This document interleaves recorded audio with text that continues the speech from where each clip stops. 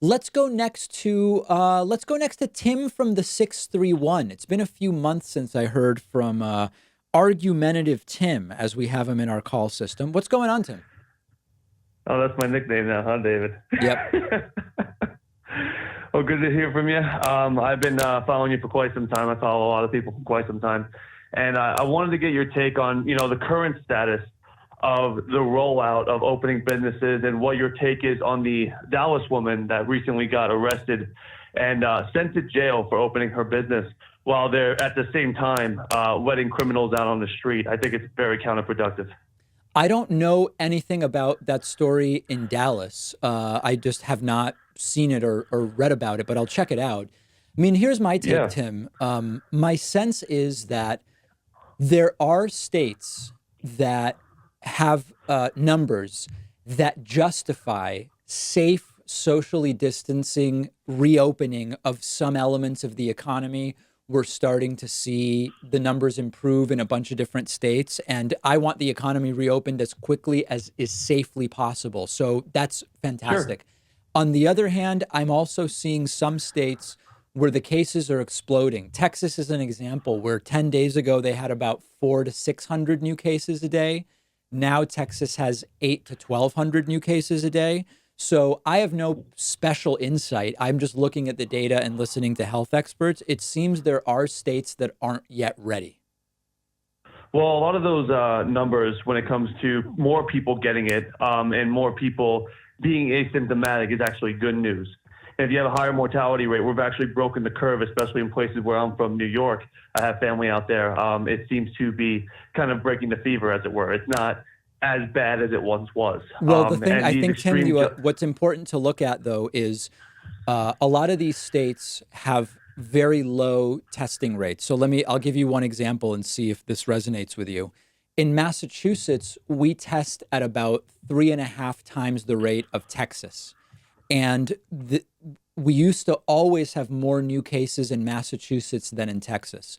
That's reversed. And for a couple of days in the last week, Texas had more new cases than Massachusetts, despite only testing at about 30% of the level of Massachusetts. So that's one thing I would certainly look at. The other is the deaths are not based on testing. So when you look at the actual deaths, those are also spiking in Texas. So I think, your point is right. well taken.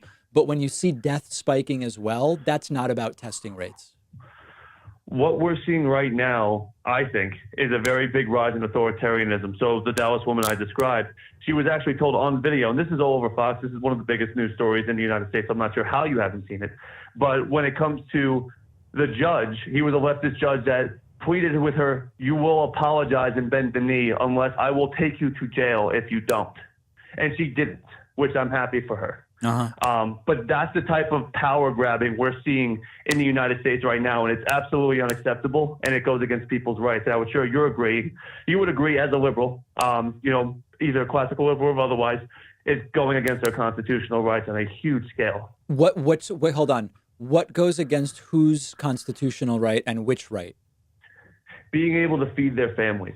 People being able to feed their families based off of fear that's not backed by credible numbers, that's not backed by facts. We're taking stuff from the CDC where 1 minute they're saying that, who by the way, is 30% funded by China. Wait a The second. Hold on Chinese a numbers, second. it's okay to wear a Tim, mask. It's not Tim, okay Tim, to Tim. wear a mask. Tim, you got to Trump slow doesn't down. wear a mask. Hold on a Pence doesn't second, wear a Tim. mask. Tim, But we everyone got to else go. needs to wear it in the We height got of to the go piece pandemic. by piece here, Tim. We got to go. I want to really Okay. understand what you're saying. So, but which constitutional right is violated by a stay-at-home public health guideline? Illegal search and seizure. There's plenty of them. Hold on a David. second. There's If police. there's a, There's a how does police. this, Tim? There's You got to police. stop though. You got to stop, Tim. What search and seizure happens when people are told you should stay home and wear a mask in public? What's the search and seizure? Okay, someone's at a park. They get arrested by the police, like the woman in Idaho. Then they search her vehicle. Is that illegal?